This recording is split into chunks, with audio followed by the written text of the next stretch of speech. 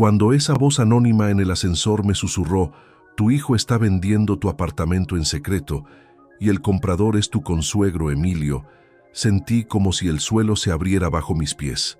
En ese momento comprendí que la traición más devastadora de mi vida no venía de un extraño, sino de mi propia sangre conspirando con la familia política para robarme todo lo que había construido. Antes de continuar, suscríbete al canal, activa la campanita, porque todos los días tenemos nuevas historias. Deja tu like y cuéntanos en los comentarios desde qué ciudad nos estás viendo. Me llamo Rafael Moreno Vidal, tengo 68 años y durante toda mi vida creí que la familia era lo más sagrado que existía. Había trabajado como ingeniero durante 43 años para construir un patrimonio digno y mi apartamento en el centro de Valencia representaba el esfuerzo de toda una vida. Valorado en 200.000 euros, era mi refugio, mi hogar, y pensaba que sería la herencia que dejaría a mi hijo Diego cuando llegara mi momento. Era una tarde de octubre de 2022 cuando todo cambió. Regresaba de mi cita médica rutinaria, subiendo en el ascensor hacia el 5º piso, donde vivía desde hacía 25 años. El ascensor se detuvo en el 3er piso y entró mi vecina Pilar Jiménez, una mujer de mi edad que siempre había sido discreta y reservada. Nos saludamos cordialmente como siempre, pero cuando las puertas se cerraron, su comportamiento cambió por completo. Pilar miró nerviosamente hacia los botones del ascensor y luego hacia mí. Sus manos temblaban ligeramente mientras sujetaba su bolso. «Rafael», me dijo en voz muy baja, casi susurrando, «necesito decirte algo muy importante, pero no puedo hacerlo abiertamente». Su tono era urgente, casi desesperado. «¿Qué ocurre, Pilar?», le pregunté, notando inmediatamente que algo muy grave estaba sucediendo. En todos estos años de vecindad, nunca la había visto tan alterada. Ella se acercó más y bajó aún más la voz. «Tu hijo Diego está vendiendo tu apartamento a espaldas tuyas. Te he escuchado conversaciones en el rellano. El comprador es Emilio Vargas, su consuegro. Están planeando algo muy malo contra ti, Rafael. Ten mucho cuidado». Las palabras de Pilar me golpearon como un martillo en el pecho. Por un momento pensé que había escuchado mal, que quizás mi edad finalmente estaba pasándome factura en el oído, pero la expresión seria y preocupada de mi vecina me confirmó que cada palabra era real. «¿Estás segura de lo que me estás diciendo, Pilar?», le pregunté, sintiendo cómo mi voz comenzaba a temblar involuntariamente. «Completamente segura, Rafael. Ayer por la noche escuché a Diego hablando por teléfono en el rellano. Mencionó documentos, papeles legales y dijo textualmente que el viejo no se enterará hasta que sea demasiado tarde. También mencionó a Emilio varias veces, hablando de dinero y de una venta urgente. El ascensor llegó al 5º piso y las puertas se abrieron. Pilar me miró con genuina preocupación y me apretó suavemente el brazo. «Rafael, sé que esto debe ser devastador para ti, pero tenía que decírtelo. Un padre no merece que su propio hijo le haga algo así. Por favor, ten cuidado y no confíes en nadie hasta que sepas toda la verdad». Salí del ascensor en estado de shock completo. Mis piernas apenas me sostenían mientras caminaba hacia la puerta de mi apartamento. Las llaves me temblaban en las manos y necesité 3 intentos para abrir la puerta. Una vez dentro, me dejé caer en mi sillón favorito, tratando de procesar lo que acababa de escuchar. Diego Moreno Castillo, mi hijo de 42 años, el niño al que había criado con amor y sacrificio, realmente estaba conspirando para robarme mi hogar. Y Emilio Vargas, su consuegro, ese empresario aparentemente respetable de 70 años, era su cómplice en esta traición. Mi mente comenzó a recordar detalles que quizás había pasado por alto. En las últimas semanas, Diego había venido más frecuentemente de visita, siempre preguntando sobre mis documentos, sobre mi testamento, sobre si tenía algún problema con el apartamento. Yo había interpretado estas preguntas como el interés natural de un hijo por el bienestar de su padre. Pero ahora, con las palabras de Pilar resonando en mi cabeza, todo comenzaba a tomar un significado completamente diferente y mucho más siniestro. Esa noche no pude dormir ni un solo minuto. Me quedé despierto hasta el amanecer, planeando cómo descubrir la verdad sobre esta supuesta conspiración que podría costarme todo lo que había construido en la vida. A la mañana siguiente, decidí actuar con la cautela que me habían enseñado mis años de experiencia como ingeniero. No podía confrontar directamente a Diego sin pruebas sólidas, pero tampoco podía ignorar la advertencia de Pilar. Necesitaba investigar discretamente antes de tomar cualquier decisión precipitada. Comencé por revisar todos mis documentos personales que guardaba en la caja fuerte de mi dormitorio. Escrituras del apartamento, testamento, pólizas de seguros, todo parecía estar en su lugar. Sin embargo, noté algo extraño. Algunos papeles estaban ligeramente desordenados, no exactamente como yo los había dejado. Alguien había estado revisando mis documentos, y la única persona que conocía la combinación de la caja fuerte, además de mí, era Diego. Esa tarde, cuando Diego llegó para su visita habitual, decidí observarlo con nuevos ojos. Mi hijo llegó alrededor de las 5 de la tarde, como siempre, pero esta vez noté detalles que antes había pasado por alto. Parecía nervioso, consultaba constantemente su teléfono móvil, y sus preguntas sobre mi salud sonaban forzadas, como si estuviera siguiendo un guión previamente ensayado. «Papá, ¿cómo te sientes hoy? ¿Has tenido algún problema con el apartamento últimamente?», me preguntó mientras revisaba disimuladamente los papeles que yo había dejado sobre la mesa del comedor. «Todo está bien, Diego». «¿Por qué me preguntas eso tan específicamente?», respondí, estudiando cuidadosamente su reacción. «No por nada en particular, es solo que a tu edad es importante estar atento a cualquier inconveniente. Ya sabes, problemas de fontanería, estructura del edificio, ese tipo de cosas», dijo evitando el contacto visual directo conmigo. Esa respuesta me resultó extrañamente específica. ¿Por qué mencionaba problemas estructurales del edificio? Mi apartamento estaba en perfectas condiciones, y el edificio había pasado recientemente todas las inspecciones técnicas requeridas por la comunidad de propietarios. Después de que Diego se marchara, decidí revisar el historial de llamadas de mi teléfono fijo. Descubrí varias llamadas realizadas durante las horas en que yo no estaba en casa, precisamente los días en que Diego había venido de visita. Los números no me resultaban familiares, pero anoté cada uno de ellos para investigar posteriormente. Al día siguiente, utilicé mis contactos del gremio de ingenieros para investigar esos números telefónicos. Uno de ellos pertenecía a un despacho de abogados especializado en transacciones inmobiliarias urgentes, otro a una empresa de tasaciones express, y el tercero, para mi sorpresa y horror, al propio Emilio Vargas Ortega. La confirmación de que Emilio estaba involucrado me golpeó duramente. Conocía a Emilio desde que Diego se casó con su hija Natalia hace 5 años. Siempre me había parecido un hombre correcto, empresario exitoso, aparentemente honorable. Jamás imaginé que pudiera estar conspirado contra mí junto con mi propio hijo. Decidí profundizar más en la investigación. Utilizando mis conocimientos técnicos, logré acceder discretamente al historial de navegación del ordenador que Diego usaba cuando venía a visitarme. Lo que descubrí me dejó sin aliento. Búsquedas sobre venta urgente de propiedades, documentación para incapacidad mental temporal, procedimientos legales para tutela de personas mayores, y lo más alarmante de todo, cómo vender propiedades de familiares en situaciones de emergencia. Pero el hallazgo más devastador estaba en sus correos electrónicos temporales. Diego había estado intercambiando mensajes con alguien identificado solo como EV, claramente Emilio Vargas. En uno de esos mensajes, fechado apenas una semana atrás, leí algo que me heló la sangre. Todo está preparado para la siguiente fase. El abogado Javier Román confirmó que puede generar la documentación necesaria sobre problemas estructurales graves. Una vez que tengamos los papeles, podremos proceder con la venta de emergencia. Tu padre no sospechará nada hasta que sea demasiado tarde. Recuerda, 50-50 como acordamos.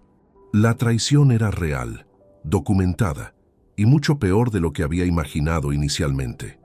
No solo planeaban robarme mi apartamento, sino que habían contratado a un abogado corrupto para falsificar documentos que justificaran una venta forzosa por supuestos problemas estructurales inexistentes.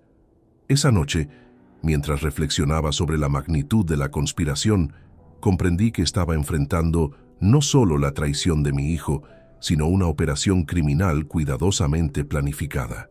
Emilio Vargas había utilizado su experiencia empresarial para diseñar un esquema que me dejaría sin hogar y sin recursos, mientras él se quedaba con una propiedad valorada en 200.000 euros por una fracción de su precio real. La pregunta que me atormentaba era, ¿cuánto tiempo llevaban planeando esto? ¿Y qué papel exacto jugaba Natalia en esta conspiración? ¿Sabía mi nuera lo que su padre y su esposo estaban tramando contra mí, o era tan víctima de sus manipulaciones como lo había sido yo hasta ahora? Decidí que necesitaba más información antes de actuar, pero también sabía que el tiempo corría en mi contra. Según el correo que había leído, la siguiente fase estaba a punto de comenzar, y yo necesitaba estar preparado para defenderme. Los siguientes días los dediqué a una investigación más profunda y sistemática. Necesitaba entender exactamente cómo funcionaba el plan de Emilio y Diego, cuándo pensaban ejecutarlo, y lo más importante, cómo podía protegerme de esta estafa elaborada. Decidí contactar discretamente con algunos de mis antiguos colegas ingenieros que trabajaban en el Ayuntamiento de Valencia. A través de ellos, pude acceder a información sobre recientes solicitudes de inspecciones técnicas en mi edificio. Para mi alarma, descubrí que alguien había solicitado una inspección estructural urgente utilizando documentación que supuestamente yo había firmado. La fecha de la solicitud coincidía exactamente con una de las visitas de Diego a mi casa. La falsificación de mi firma era prácticamente perfecta. Quienquiera que hubiera hecho esto tenía acceso no solo a muestras de mi letra, sino también conocimientos técnicos sobre cómo presentar este tipo de solicitudes burocráticas. Esto confirmaba que Javier Román, el abogado mencionado en los correos, no era un amateur, sino un profesional experimentado en este tipo de fraudes inmobiliarios. Continué monitoreando las comunicaciones de Diego desde mi ordenador. En un nuevo intercambio de mensajes con Eve, encontré detalles escalofriantes sobre el cronograma de su operación. Emilio había escrito, Javier confirma que el informe técnico falso estará listo para el viernes. Contendrá términos técnicos sobre grietas estructurales y riesgo de colapso inminente. Una vez que Rafael reciba la notificación oficial, tendrá 72 horas para desalojar por razones de seguridad. Ahí es cuando tú intervienes con la solución de compra urgente. Diego había respondido, perfecto, ya he preparado el terreno comentándole sobre posibles problemas en el edificio. Cuando reciba la notificación, no sospechará que es falsa. Le diré que por suerte conoces a alguien dispuesto a comprar inmediatamente, incluso con los problemas estructurales. 40.000 euros será una cantidad que considerará razonable dadas las circunstancias. 40.000 euros. Planeaban robarme 160.000 euros, prácticamente todo mi patrimonio, utilizando documentos falsificados y mi propia desesperación como armas contra mí. La frialdad con la que discutían mi futuro me resultaba devastadora. Para ellos, yo no era un padre o un suegro, sino simplemente un obstáculo entre ellos y una ganancia económica sustancial. Pero había algo más en esos mensajes que me intrigaba. Diego mencionaba problemas financieros urgentes que resolver antes de fin de año. Decidí investigar la situación económica real de mi hijo, algo que nunca había hecho por respeto a su privacidad. Lo que descubrí me dejó atónito. A través de contactos en el sector bancario, me enteré de que Diego tenía deudas significativas relacionadas con apuestas deportivas online.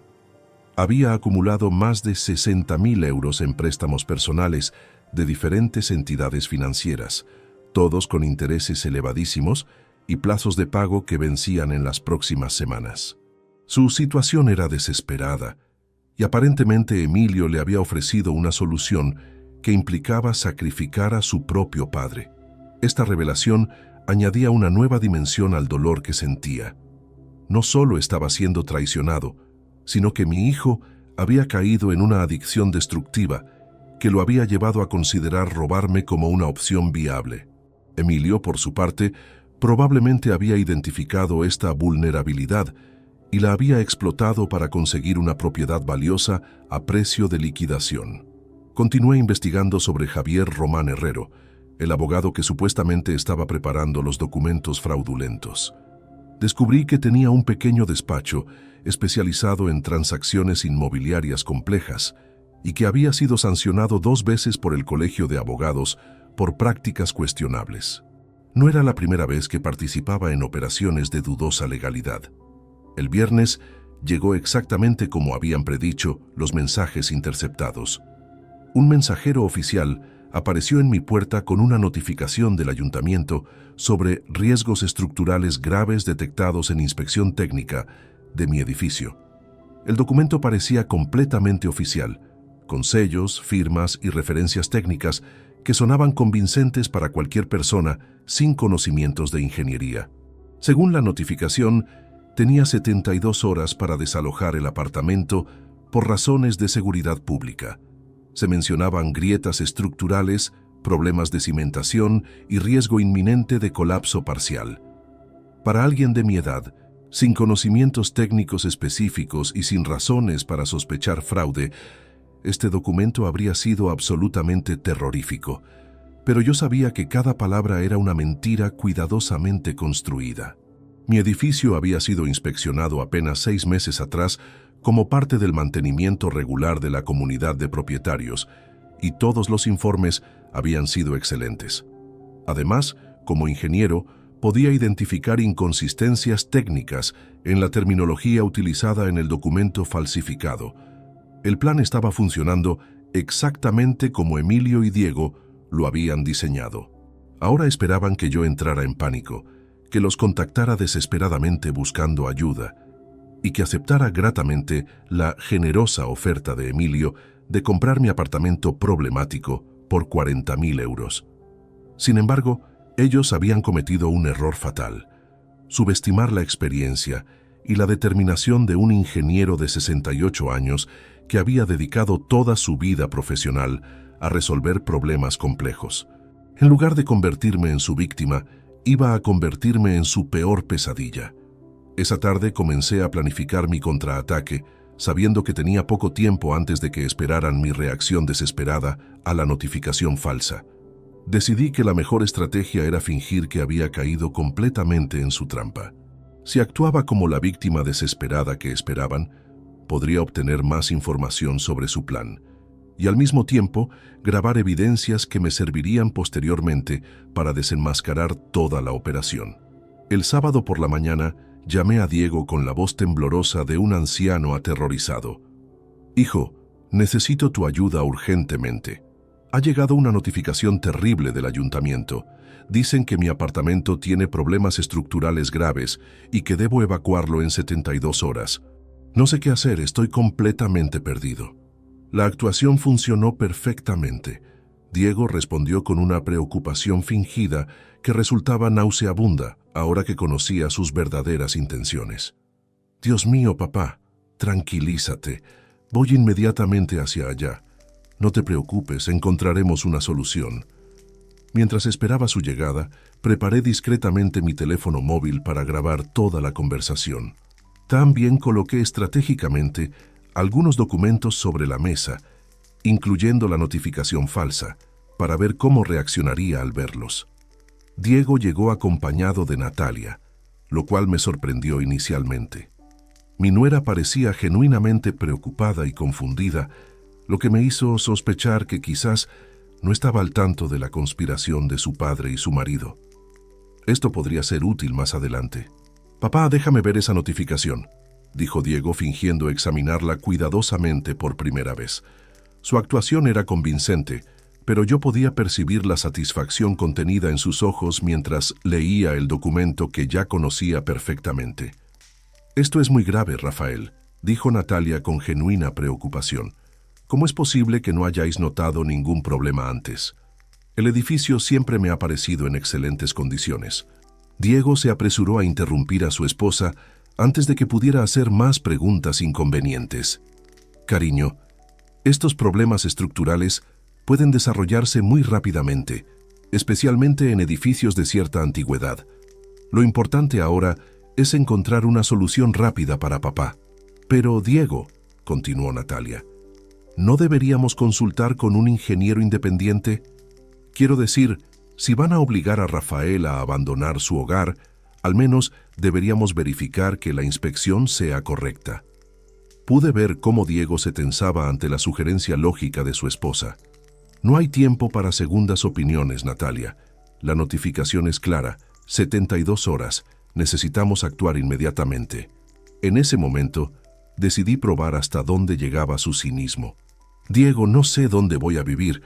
Este apartamento es todo lo que tengo, y aunque consiga venderlo, ¿quién va a querer comprar una propiedad con tantos problemas estructurales? Diego intercambió una mirada rápida con Natalia antes de responder, exactamente como había anticipado. Papá, precisamente de eso quería hablarte. He estado pensando en tu situación y creo que conozco a alguien que podría estar interesado en comprar el apartamento, incluso con estos problemas. ¿En serio? Fingí esperanza desesperada. ¿Quién sería tan generoso? Emilio, el padre de Natalia. Él tiene experiencia en renovaciones inmobiliarias. Me comentó ayer que si alguna vez necesitabas vender rápidamente, él podría considerar hacer una oferta, incluso si la propiedad necesita reparaciones importantes. La casualidad de esta solución era tan obvia que resultaba insultante, pero continué con mi actuación.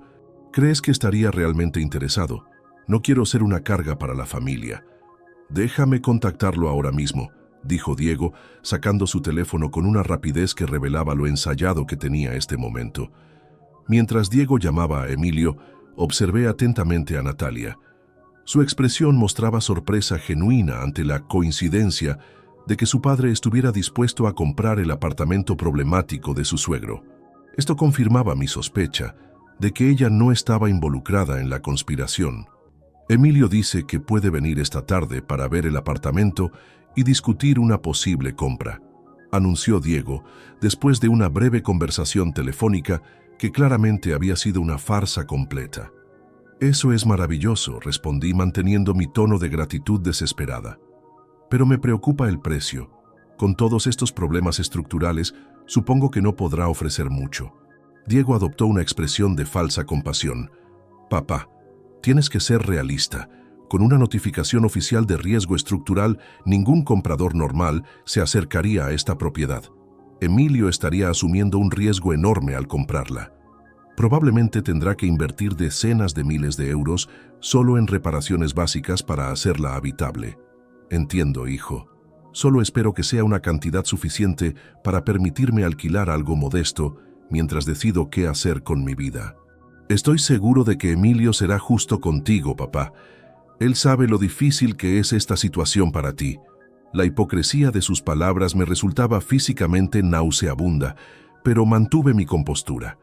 Cada palabra que pronunciaba estaba siendo grabada, y cada mentira que decía se convertiría en evidencia contra él. Natalia, sin saberlo, me proporcionó información valiosa cuando comentó: «Es extraño que mi padre no me haya mencionado nada sobre su interés en propiedades inmobiliarias. Pensaba que estaba completamente retirado de los negocios». Diego rápidamente cambió de tema, pero su nerviosismo era cada vez más evidente. La web de mentiras se estaba volviendo demasiado compleja, incluso para él, mantenerla consistente. Esa tarde, cuando Emilio llegara para su inspección del apartamento, tendría la oportunidad de grabar directamente al cerebro de toda esta operación fraudulenta.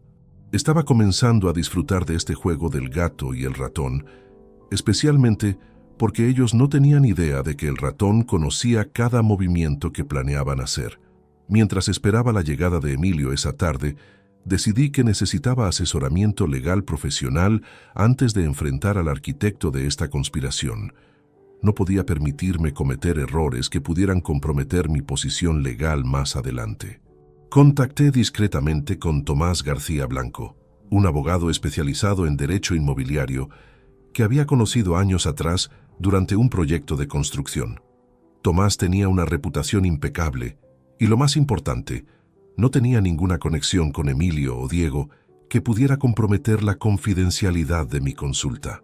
«Tomás, necesito tu ayuda con un asunto muy delicado», le expliqué por teléfono. Creo que están intentando estafarme con documentación falsa relacionada con mi propiedad, y necesito saber exactamente cuáles son mis derechos legales. Por supuesto, Rafael. ¿Puedes venir a mi despacho inmediatamente? Este tipo de situaciones requieren atención urgente. En el despacho de Tomás, le mostré la notificación fraudulenta y le expliqué toda la situación sin omitir ningún detalle. Su expresión se volvió cada vez más seria mientras revisaba los documentos y escuchaba mi relato. Rafael, esto que me describes constituye múltiples delitos graves, me dijo después de examinar cuidadosamente la documentación. Falsificación de documentos oficiales, intento de estafa agravada y posiblemente asociación criminal. Las penas pueden ser muy severas. ¿Qué me recomiendas hacer?, le pregunté. Primero, necesitamos documentar todo meticulosamente. Las grabaciones que has obtenido son valiosas, pero necesitamos más evidencia directa. Te sugiero que continúes con tu actuación hasta obtener confesiones explícitas de los involucrados. Segundo, voy a investigar inmediatamente la autenticidad de esta notificación municipal. Tomás hizo algunas llamadas mientras yo esperaba. Sus contactos en el ayuntamiento confirmaron nuestras sospechas. No existía ninguna inspección oficial programada para mi edificio, y la documentación era completamente falsa. Además, la firma del técnico municipal había sido falsificada groseramente. Rafael, tienes un caso sólido para procesos penales contra todos los involucrados, me confirmó Tomás. Pero te recomiendo que obtengas más evidencia antes de actuar. Necesitamos que se incriminen completamente. Regresé a mi apartamento justo a tiempo para la visita de Emilio. Diego ya había llegado y parecía ansioso por proceder con la siguiente fase de su plan. Activé discretamente la grabadora de mi teléfono antes de abrir la puerta. Emilio Vargas entró con la confianza de alguien que cree tener control total de la situación. Era un hombre corpulento, bien vestido, con el aire de autoridad que dan décadas de éxito empresarial. Su saludo fue cordial, pero calculado. Exactamente lo que esperarías de alguien fingiendo hacer un favor a un familiar en crisis. Rafael, siento mucho enterarme de esta situación tan complicada, dijo mientras fingía examinar las paredes y techos de mi apartamento. Diego me ha explicado lo de la notificación municipal. Debe ser muy estresante para ti. Gracias por venir, Emilio. Realmente no sé qué habría hecho sin la ayuda de la familia en este momento tan difícil. Emilio comenzó una inspección teatral del apartamento, comentando sobre supuestos signos de deterioro estructural que solo él parecía poder identificar. Sí, definitivamente puedo ver algunas grietas preocupantes aquí en esta pared. Y fíjate en esta irregularidad del suelo. Podría indicar problemas de cimentación. Por supuesto, las grietas que señalaba eran líneas naturales en la pintura, y la irregularidad del suelo era simplemente la sombra de un mueble. Pero su actuación era convincente para alguien sin conocimientos técnicos. La situación es complicada, Rafael, continuó Emilio con tono grave. Normalmente, un apartamento como este en condiciones normales podría valer alrededor de 200.000 euros. Pero con estos problemas estructurales y la presión de tiempo que tienes, la situación cambia drásticamente. ¿Qué quiere decir exactamente?, pregunté fingiendo ignorancia completa. Bueno, cualquier comprador normal huiría de una propiedad con notificación oficial de riesgo estructural. Yo estaría asumiendo un riesgo enorme al comprarla. Tendría que invertir probablemente 80.000 euros solo en reparaciones básicas para hacerla habitable nuevamente. Diego asintió vigorosamente, apoyando cada palabra de su cómplice. Papá, Emilio tiene razón. Es una situación muy complicada para cualquier comprador. Considerando todos estos factores, continuó Emilio, y el hecho de que necesitas vender urgentemente, podría ofrecerte 40.000 euros. Sé que suena bajo, pero tengo que considerar todos los gastos adicionales que tendré que afrontar. 40.000 euros por una propiedad que valía 200.000. El robo era tan descarado que resultaba impresionante su audacia, pero mantuve mi actuación de anciano desesperado. ¿40.000 euros? Repetí con voz temblorosa. Es mucho menos de lo que esperaba. Papá, intervino Diego con falsa compasión, Tienes que ser realista sobre la situación. Con la notificación municipal tienes menos de 48 horas para evacuar. No hay tiempo para buscar otros compradores. Y francamente, dudo que encuentres a alguien más dispuesto a asumir estos riesgos. Emilio añadió el golpe final. Rafael, entiendo que es difícil, pero piénsalo de esta manera.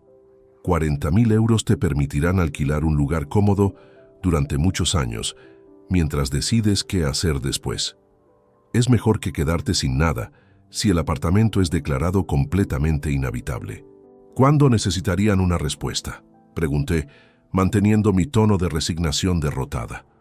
Idealmente mañana por la mañana, respondió Emilio.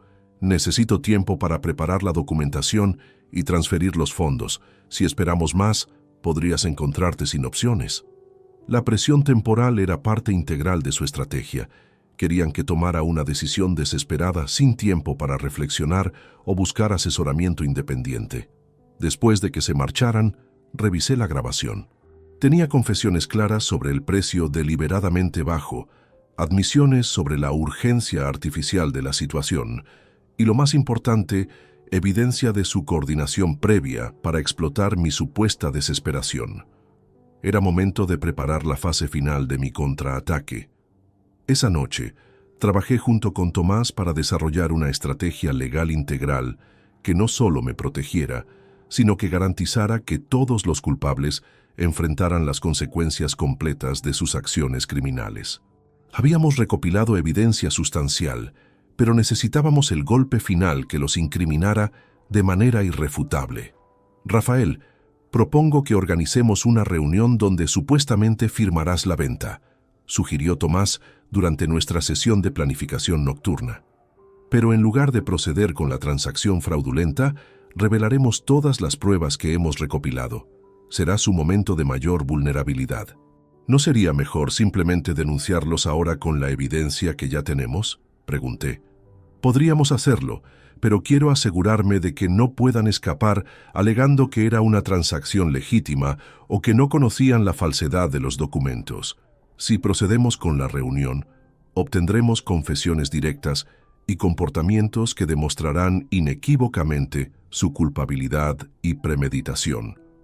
Mientras tanto, continué monitoreando las comunicaciones digitales de Diego.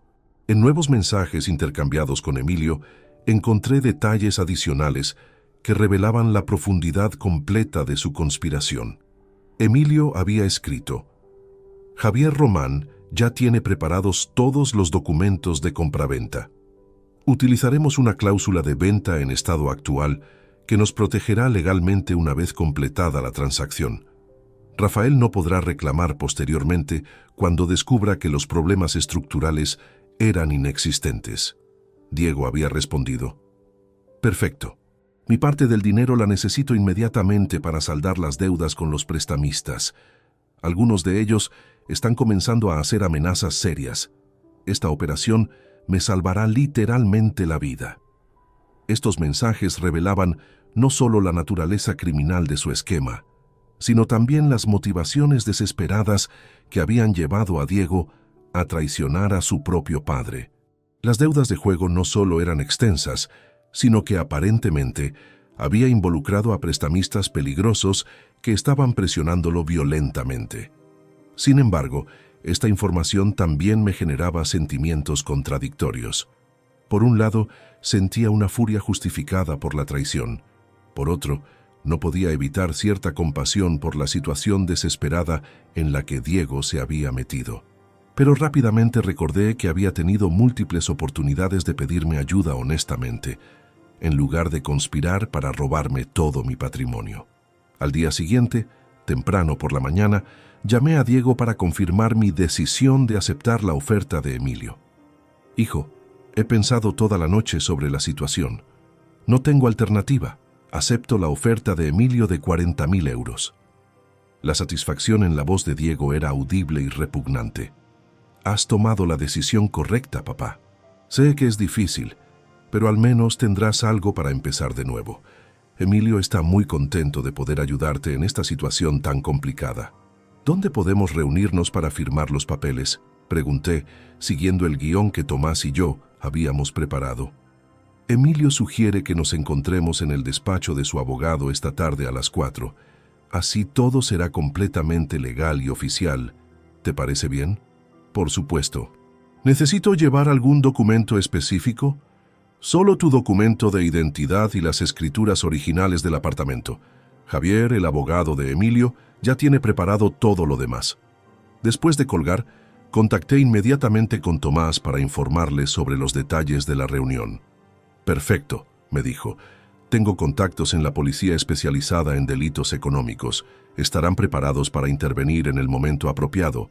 ¿Estás seguro de que no puede salir mal?, le pregunté, sintiendo por primera vez algo de nerviosismo sobre nuestro plan. Rafael, la evidencia que hemos recopilado es abrumadora. Documentos falsificados, grabaciones de confesiones, historial de comunicaciones digitales, y ahora los tendremos intentando completar la transacción fraudulenta en presencia de testigos. No hay manera de que puedan escapar de las consecuencias legales. Esa tarde, antes de dirigirme al despacho de Javier Román, recibí una llamada inesperada de Natalia. Su voz sonaba preocupada y confundida. «Rafael, siento molestarte, pero tengo que preguntarte algo. Ayer por la noche escuché a Diego hablando con mi padre sobre dinero y deudas. Mencionaron tu apartamento varias veces. ¿Está todo bien?» Esta llamada confirmaba mis sospechas de que Natalia no estaba involucrada en la conspiración. Su marido y su padre la habían mantenido completamente al margen de sus actividades criminales. «Natalia, todo se aclarará muy pronto. Por favor, confía en mí y no le menciones esta conversación a Diego o a tu padre por ahora. Rafael, me estás asustando. ¿Qué está pasando realmente? Te prometo que después de esta tarde tendrás todas las respuestas, pero necesito que confíes en mí hasta entonces». Mientras me dirigía al despacho del abogado corrupto, sentía una mezcla de determinación, tristeza y anticipación. Estaba a punto de enfrentar no solo a los criminales que habían conspirado contra mí, sino también de confrontar la realidad de que mi propio hijo había estado dispuesto a destruir mi vida por dinero. La justicia estaba cerca, pero el precio emocional de esta traición familiar sería algo con lo que tendría que vivir para siempre. Diego había elegido el dinero sobre el amor paternal, y las consecuencias de esa elección estaban a punto de materializarse de la manera más devastadora posible. En unos minutos, toda su cuidadosa conspiración se desmoronaría y tendrían que enfrentar no solo las consecuencias legales de sus crímenes, sino también la humillación pública de ser desenmascarados como estafadores que habían intentado robar a un anciano indefenso. El despacho de Javier Román estaba ubicado en un edificio modesto del centro de Valencia, en una tercera planta sin ascensor. La decoración era austera, pero pretendía transmitir profesionalidad, con estanterías llenas de códigos legales y diplomas enmarcados que ahora sabía que escondían la verdadera naturaleza corrupta de sus actividades. Llegué puntualmente a las 4 de la tarde, interpretando perfectamente mi papel de anciano resignado y algo confundido por la complejidad de la situación. Diego ya estaba presente, junto con Emilio y el propio Javier Román, un hombre delgado de unos 48 años, con aspecto nervioso que evitaba el contacto visual directo.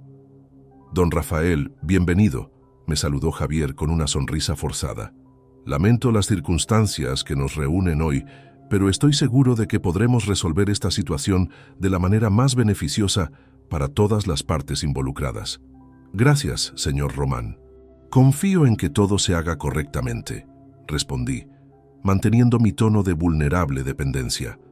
Emilio se acercó y me puso una mano en el hombro con falsa camaradería. «Rafael, quiero que sepas que considero esta transacción como una ayuda familiar. Sé que las circunstancias no son ideales, pero al menos podrás salir de esta situación con algo de capital para comenzar nuevamente. Te estoy muy agradecido, Emilio. No sé qué habría hecho sin vuestra generosidad en este momento tan difícil». Diego añadió su propia actuación. «Papá, sé que esto es duro para ti, pero piensa que al menos no te quedarás en la calle. 40.000 euros te permitirán vivir cómodamente durante varios años». Javier Román extendió los documentos sobre su escritorio con movimientos que intentaban parecer profesionales, pero que traicionaban su nerviosismo subyacente. Don Rafael, aquí tenemos el contrato de compraventa. Como puede ver, especifica claramente que la venta se realiza en el estado actual de la propiedad y que el comprador asume todos los riesgos relacionados con los problemas estructurales identificados en la inspección municipal. Fingí examinar los documentos con la confusión de alguien abrumado por terminología legal compleja. Hay muchas cláusulas que no entiendo completamente. ¿Podría explicarme qué significa exactamente esta parte sobre exención de responsabilidades posteriores? Es simplemente una protección estándar, explicó Javier con creciente confianza. Significa que una vez completada la venta, usted no podrá reclamar posteriormente si se descubren problemas adicionales en la propiedad. Es procedimiento normal en este tipo de transacciones urgentes. Entiendo, respondí, mientras discretamente activaba la grabadora de audio que llevaba oculta. ¿Y esta cláusula que menciona conformidad con inspección técnica municipal? Emilio intercambió una mirada rápida con Diego antes de responder. Esa cláusula simplemente confirma que ambas partes reconocemos la validez del informe técnico que motivó esta venta urgente. Es importante tener esa confirmación por escrito para evitar malentendidos futuros. Por supuesto, dije, fingiendo aceptar su explicación. ¿Y el precio final es efectivamente 40.000 euros? Exactamente, confirmó Emilio. Considerando los gastos de reparación que tendré que afrontar y el riesgo que estoy asumiendo, creo que es una oferta muy justa, dadas las circunstancias excepcionales. Diego asintió vigorosamente. Papá, teniendo en cuenta que el apartamento podría ser declarado completamente inhabitable si no actúas rápidamente, esta oferta es realmente generosa. En ese momento, decidí comenzar la fase final de mi actuación para obtener las confesiones más incriminatorias posibles. Tengo que admitir que me sorprendió mucho la rapidez con que aparecieron estos problemas estructurales. Hasta la semana pasada, no había notado absolutamente nada extraño en el apartamento. Javier Román se tensó visiblemente ante mi comentario, pero Emilio mantuvo su compostura. Bueno, Rafael, estos problemas estructurales pueden desarrollarse muy súbitamente. Los edificios de cierta antigüedad son especialmente vulnerables a deterioros rápidos e inesperados. Sí, añadió Diego, y la inspección municipal fue muy exhaustiva. Encontraron problemas que probablemente llevaban tiempo desarrollándose sin ser detectados por ojos no expertos. ¿Conoce usted personalmente al inspector que realizó el análisis? Pregunté directamente a Javier, observando cuidadosamente su reacción. Sí. Trabajamos frecuentemente con varios inspectores municipales en casos como este, respondió Javier, su nerviosismo ahora claramente visible. Son profesionales muy competentes, que saben identificar riesgos que podrían pasar desapercibidos para personas sin formación técnica específica. Es reconfortante saber que el análisis fue tan profesional, comenté. ¿Podría proporcionarme una copia del informe técnico completo? Me gustaría conservarlo para mis registros personales. Emilio intervino rápidamente antes de que Javier pudiera responder. Rafael, el informe completo contiene terminología muy técnica que podría resultar confusa. Lo importante es que las autoridades han confirmado los riesgos y han ordenado la evacuación. Los detalles técnicos específicos no cambiarán esa realidad. Por supuesto, tienes razón, respondí fingiendo aceptar su evasiva. ¿Cuándo podríamos proceder con la firma y transferencia de fondos? Inmediatamente, respondió Emilio con evidente satisfacción. He traído un cheque bancario por 40.000 euros. Una vez que firmes los documentos, el dinero será tuyo instantáneamente. Tomé el bolígrafo que Javier me extendía y fingí prepararme para firmar. En ese momento preciso, la puerta del despacho se abrió y entraron Tomás García, junto con 2 agentes de la policía especializada en delitos económicos. Señores, anunció Tomás con voz autoritaria, esta reunión ha terminado. Están todos bajo investigación por conspiración para cometer estafa agravada y falsificación de documentos oficiales. Las expresiones de shock, pánico y terror que cruzaron los rostros de Diego, Emilio y Javier fueron el momento más satisfactorio de toda esta experiencia devastadora. Su cuidadosa conspiración acababa de colapsar completamente, y finalmente comprendían que habían subestimado gravemente a su víctima prevista. El silencio que siguió a la entrada de la policía fue ensordecedor. Diego fue el primero en reaccionar, su rostro perdiendo todo el color mientras miraba alternativamente a los agentes, a mí y luego a Emilio con una expresión de pánico absoluto. ¿Qué está pasando aquí?, balbuceó Emilio intentando mantener una fachada de indignación, pero su voz temblorosa lo traicionaba completamente. Tomás se dirigió directamente a mí. «Don Rafael, ¿confirma usted que estas personas intentaron obligarle a vender su propiedad utilizando documentación falsificada?» «Así es», respondí, abandonando completamente mi actuación de anciano confundido. Mi voz ahora era firme y clara. «Durante las últimas semanas, estos individuos conspiraron para robarme mi apartamento utilizando informes técnicos falsificados y presión psicológica basada en mentiras». Diego se levantó bruscamente de su silla, su desesperación ahora completamente visible. «Papá, espera. Puedo explicártelo todo, no es lo que parece». «Diego», le dije con una calma que me sorprendió incluso a mí mismo, «es exactamente lo que parece. Tengo grabaciones de todas vuestras conversaciones, copias de vuestros mensajes electrónicos y evidencia documental de cada paso de vuestra conspiración criminal». Javier Román intentó una defensa desesperada. «Señores agentes, esto es un malentendido terrible. Todos los documentos que hemos utilizado son completamente legítimos. La inspección municipal fue realizada siguiendo todos los protocolos oficiales». Uno de los agentes, el inspector Martínez, según se había identificado, sonrió con ironía. «Señor Román, hemos verificado con el ayuntamiento. No existe ningún registro de inspección técnica en la propiedad del señor Moreno. Además, el sello municipal utilizado en su documentación es una falsificación que utiliza una tipografía descontinuada desde hace 3 años. La cara de Javier se desplomó ante esta revelación. Su esquema perfecto tenía fallas técnicas que cualquier investigación profesional podía identificar fácilmente. Emilio hizo un último intento de control de daños. «Inspector, creo que ha habido una confusión terrible. Mi yerno Diego me informó sobre problemas en el apartamento de su padre, y yo simplemente ofrecí ayuda familiar. Mi intención siempre fue asistir a Rafael en una situación difícil». «Señor Vargas», intervine yo, «tengo grabaciones donde usted discute específicamente cómo explotar mi supuesta desesperación para adquirir mi propiedad por una fracción de su valor real. También tengo evidencia de sus pagos al señor Román por la falsificación de documentos oficiales». El inspector Martínez comenzó a leer sus derechos a los 3 conspiradores mientras su compañero preparaba las esposas. Diego, sin embargo, hizo una última súplica desesperada. «Papá, por favor, estoy en serios problemas. Debo dinero a gente muy peligrosa. Si no consigo el dinero pronto, me van a hacer daño. Todo esto lo hice porque estaba desesperado». «Diego», le respondí con una tristeza profunda, pero también con firmeza inquebrantable, «tenías decenas de oportunidades para pedirme ayuda honestamente.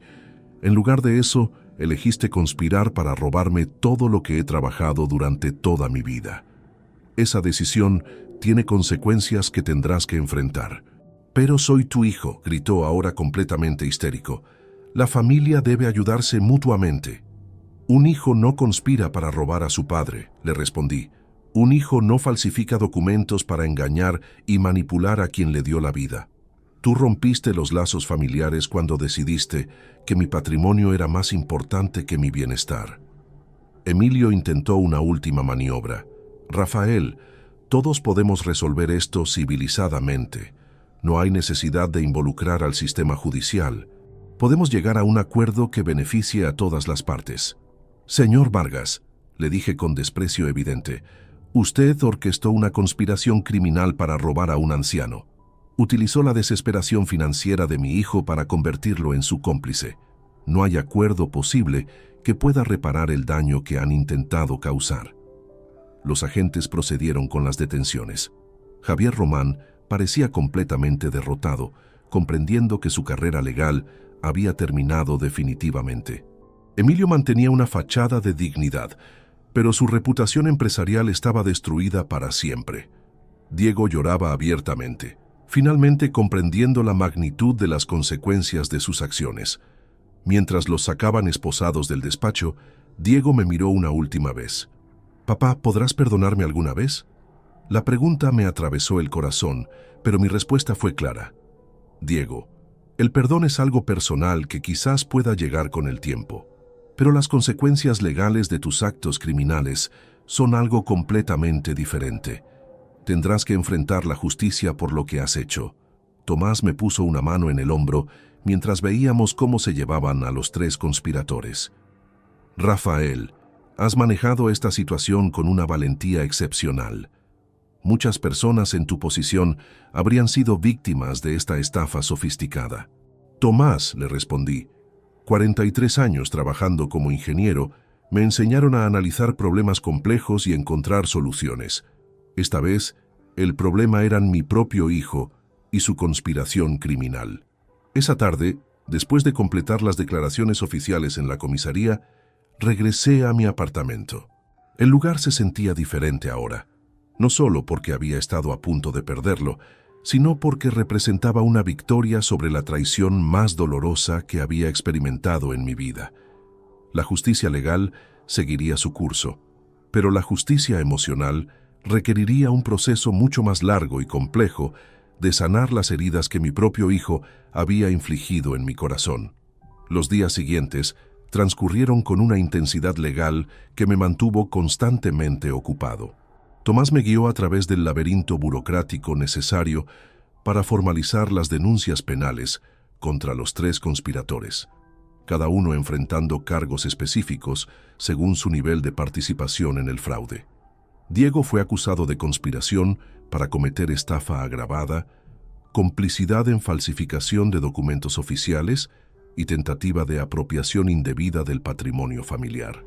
Los cargos contra él eran particularmente graves debido a su condición de hijo y heredero legal, lo que convertía su traición en un agravante según el Código Penal español.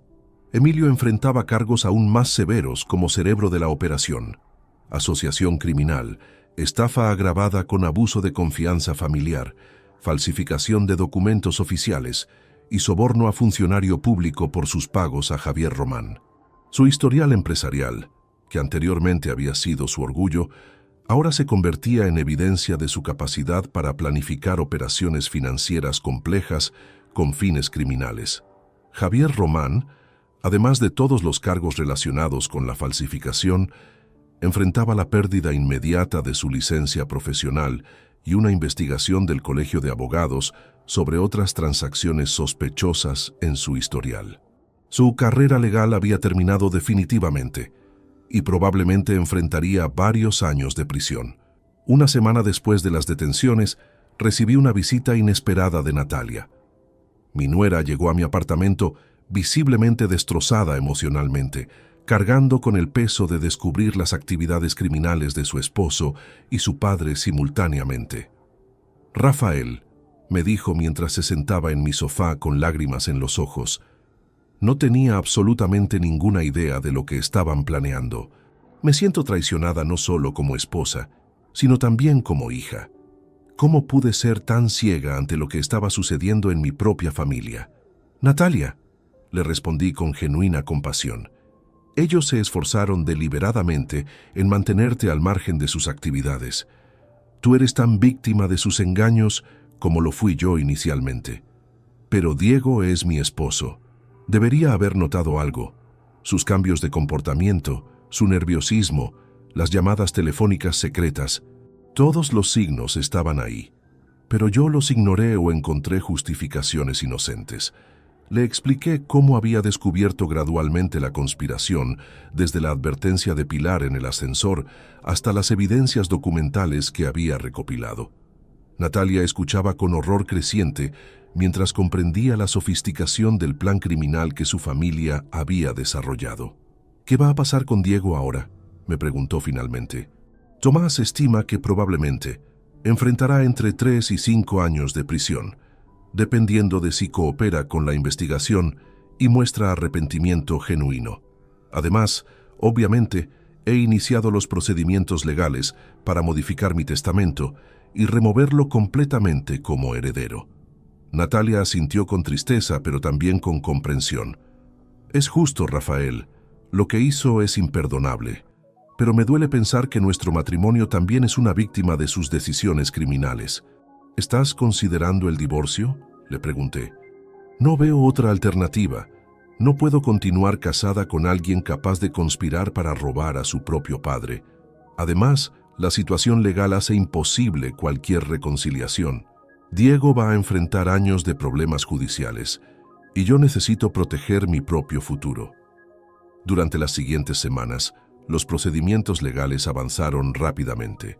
La evidencia que habíamos recopilado era tan abrumadora que los abogados defensores de los 3 acusados recomendaron acuerdos de culpabilidad para reducir las penas potenciales.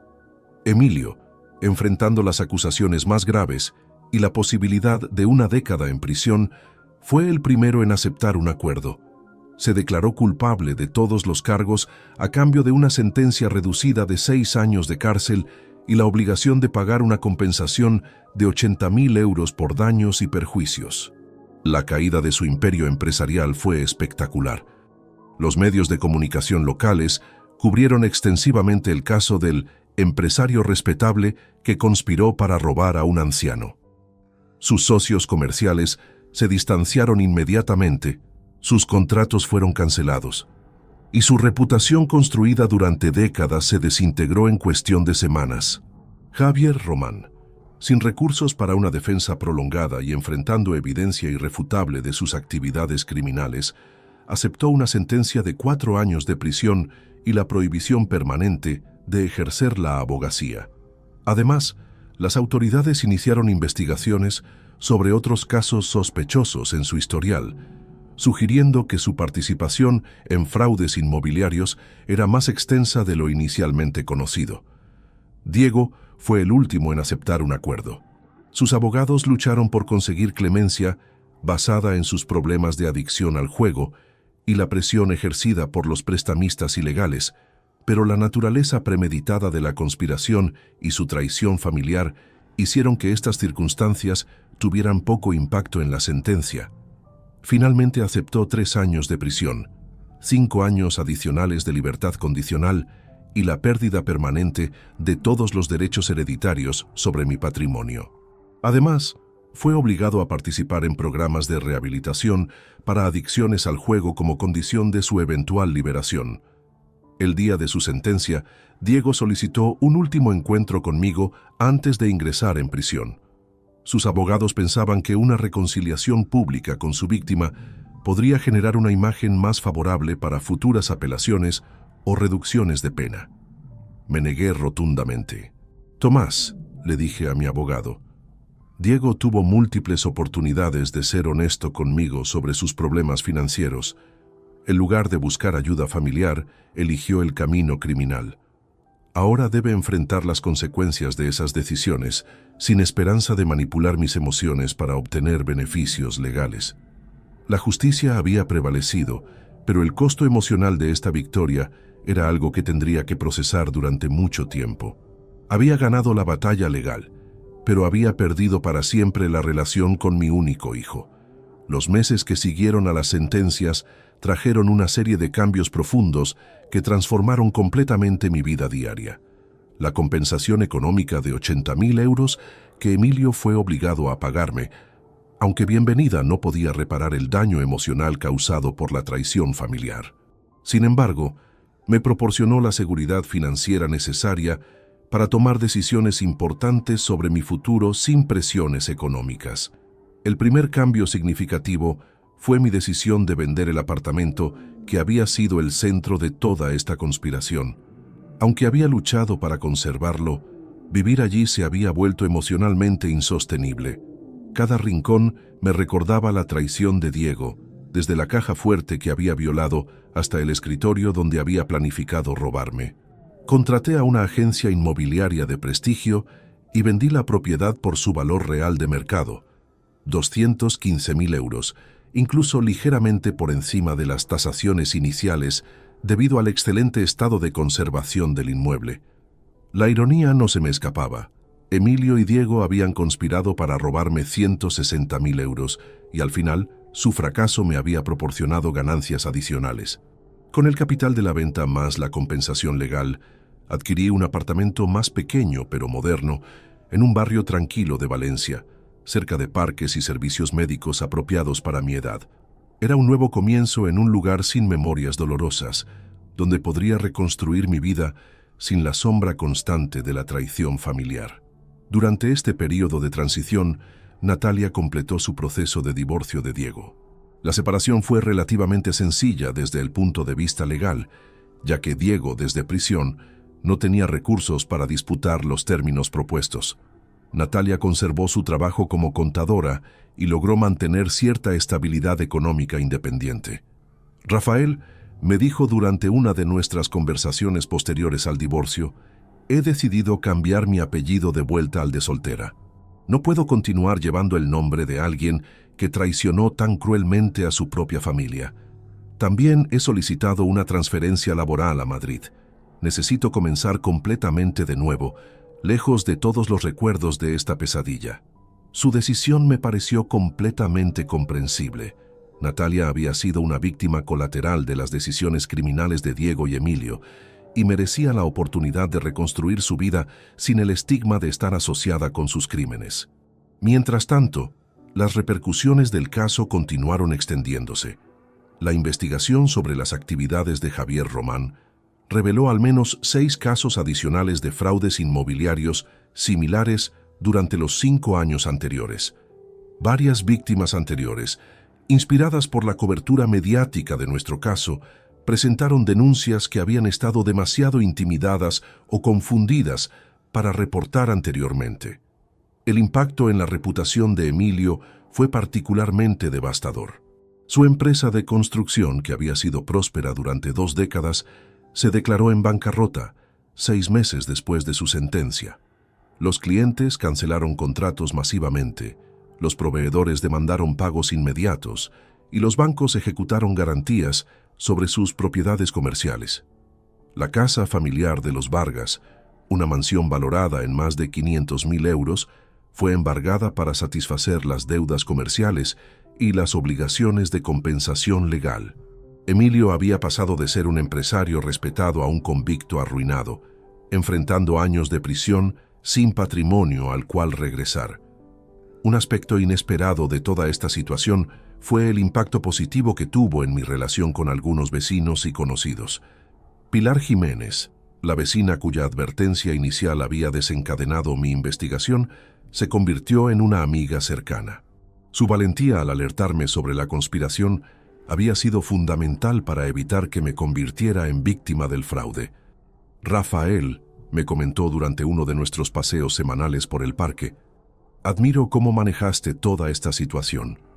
Muchas personas de nuestra edad se habrían sentido abrumadas y habrían aceptado ser víctimas. Tú convertiste tu experiencia en una lección para otros sobre la importancia de no subestimar a los mayores. Efectivamente, el caso había recibido cobertura mediática significativa, no solo por la naturaleza dramática de la traición familiar, sino también como ejemplo de cómo las personas mayores pueden defenderse efectivamente contra estafas sofisticadas cuando tienen acceso a la información y el apoyo legal apropiados. Varios meses después de mudarme a mi nuevo apartamento, recibí una carta inesperada desde la prisión. Era de Diego, su primera comunicación directa conmigo desde el día de su sentencia. La carta era larga, llena de disculpas y explicaciones sobre su adicción al juego, la presión de los prestamistas y cómo había permitido que Emilio lo manipulara para participar en la conspiración. Leí la carta completamente, pero no respondí. Las palabras parecían sinceras, pero las acciones tienen consecuencias que van más allá del arrepentimiento posterior. Diego había tomado decisiones conscientes y deliberadas que habían puesto en riesgo todo mi bienestar y seguridad. El perdón podría llegar eventualmente, pero la confianza y la relación familiar estaban destruidas irreparablemente. En su lugar, Utilicé la energía emocional que podría haber gastado en correspondencia carcelaria para enfocarme en construir nuevas relaciones y actividades significativas. Me uní a un grupo de voluntarios que ayuda a personas mayores a identificar y evitar estafas financieras, compartiendo mi experiencia para proteger a otros de traiciones similares. La ironía final de toda esta experiencia era que, aunque había perdido a mi hijo, había ganado una comprensión más profunda de mi propia fuerza y resiliencia. A los 68 años, había demostrado que la sabiduría y la experiencia podían triunfar sobre la manipulación y el engaño, sin importar cuán sofisticados fueran los esquemas criminales involucrados.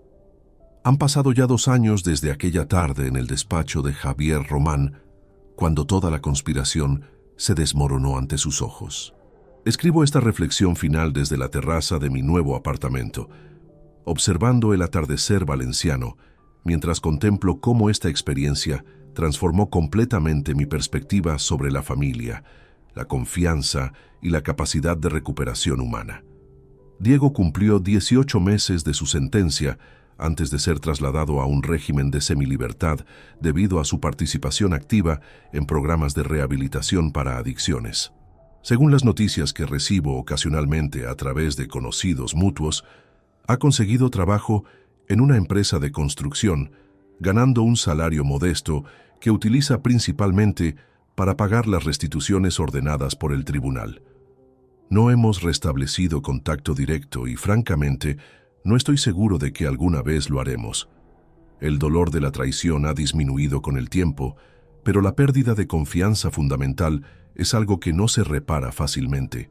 Un padre puede perdonar muchas transgresiones de un hijo, pero conspirar para robar su hogar y su seguridad financiera cruza una línea que redefine permanentemente la relación. Emilio cumple actualmente su 4º año de prisión y, según informes legales, ha perdido completamente su patrimonio anterior. Su esposa solicitó el divorcio durante el 2º año de su encarcelamiento, alegando que no podía continuar soportando la humillación social asociada con sus crímenes. La caída de un hombre que una vez fue respetado en círculos empresariales a un convicto arruinado sirve como recordatorio de cómo las decisiones morales tienen consecuencias que trascienden las penalizaciones legales. Javier Román fue liberado después de cumplir 3 años de su sentencia, pero su vida profesional terminó definitivamente. Los intentos de establecer pequeños negocios han fracasado repetidamente debido a su historial criminal público. La última información sugiere que trabaja como dependiente en una tienda de electrodomésticos, una caída profesional dramática para alguien que una vez manejaba transacciones inmobiliarias millonarias. Mi propia vida ha encontrado un equilibrio nuevo y sorprendentemente satisfactorio. El trabajo voluntario ayudando a otros mayores a identificar estafas financieras se ha convertido en una pasión genuina. He desarrollado seminarios educativos que presento en centros comunitarios, explicando cómo reconocer señales de alarma y qué recursos legales están disponibles para víctimas de fraude. La historia de mi experiencia resuena particularmente con audiences, porque demuestra que las personas mayores no son víctimas indefensas cuando tienen acceso a información y apoyo apropiados. Mi background como ingeniero me proporcionó ventajas técnicas para analizar la documentación fraudulenta, pero los principios básicos de precaución y verificación son aplicables universalmente. Pilar Jiménez sigue siendo una amiga cercana y confidente. Su valentía inicial al alertarme sobre la conspiración cambió el curso completo de eventos, y frecuentemente reflexionamos sobre cómo pequeños actos de valor civil pueden tener consecuencias enormes. Ella dice que mi respuesta a la crisis la inspiró a ser más activa en asuntos comunitarios y ahora participa en varios grupos de apoyo vecinal. Natalia construyó exitosamente una nueva vida en Madrid. Se casó nuevamente el año pasado con un colega contador y, según las comunicaciones navideñas que intercambiamos ocasionalmente, ha encontrado la estabilidad emocional que merecía después de ser víctima colateral de los crímenes de su exesposo y padre. Una de las decisiones más significativas que tomé fue la modificación completa de mi testamento. En lugar de dejar mi patrimonio a familiares que habían demostrado ser indignos de confianza, establecí una fundación educativa que proporciona becas para estudiantes de ingeniería de familias de bajos recursos. Mi patrimonio, incluyendo las ganancias de la venta del apartamento original y las compensaciones legales, continuará beneficiando a jóvenes que valoren la educación y la integridad. Esta decisión no fue tomada por venganza, sino por la comprensión de que el dinero debe fluir hacia propósitos que generen valor positivo en la sociedad. Diego había demostrado que consideraba mi patrimonio como algo que le pertenecía por derecho, sin reconocer el trabajo y sacrificio que representaba. Al redirigir estos recursos hacia educación, aseguro que tendrán un impacto constructivo duradero. Reflexionando sobre toda esta experiencia, comprendo que la traición familiar más devastadora puede convertirse paradójicamente en una oportunidad de crecimiento personal y claridad moral. La conspiración de Diego y Emilio me obligó a descubrir reservas de fuerza, determinación e inteligencia estratégica que no sabía que poseía. Aprendí que la edad no significa vulnerabilidad automática y que la experiencia de vida puede ser un recurso poderoso cuando se enfrenta con desafíos complejos. También descubrí que es posible encontrar nueva comunidad y propósito, incluso después de perder relaciones familiares fundamentales. El atardecer valenciano continúa pintando el cielo con colores dorados mientras escribo estas palabras finales. Mi apartamento es más pequeño que el anterior, pero está lleno de recuerdos positivos y planes futuros.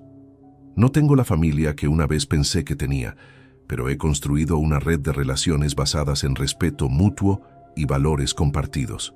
Diego aprendió que las traiciones familiares tienen consecuencias permanentes que trascienden cualquier ganancia financiera temporal. Emilio descubrió que la manipulación y el fraude eventualmente destruyen todo lo que una persona ha construido legítimamente. Y yo aprendí que la sabiduría, la preparación y la determinación pueden triunfar sobre cualquier conspiración, sin importar cuán sofisticada parezca. La vida continúa, pero ahora con la certeza de que he establecido límites claros sobre lo que acepto de otros y que tengo la capacidad de protegerme contra futuras traiciones. Es una lección valiosa, aunque dolorosa, que espero inspire a otros a nunca subestimar su propia capacidad de resistencia y justicia. Si te gustó esta historia, dale like al video, suscríbete al canal y comparte tus impresiones en los comentarios. Para escuchar la próxima historia, haz clic en la caja de la izquierda. Gracias por vernos.